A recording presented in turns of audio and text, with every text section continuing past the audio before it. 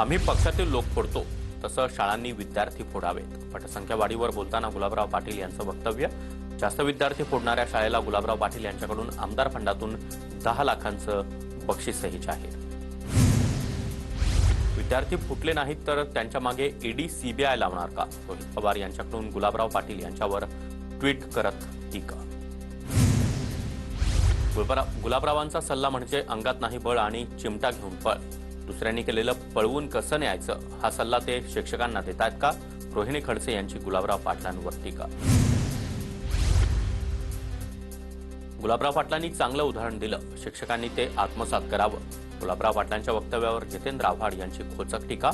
तर प्रामाणिक हेतून गुलाबराव पाटलांनी हे वक्तव्य केल्याची मुनगंटीवार यांची प्रतिक्रिया.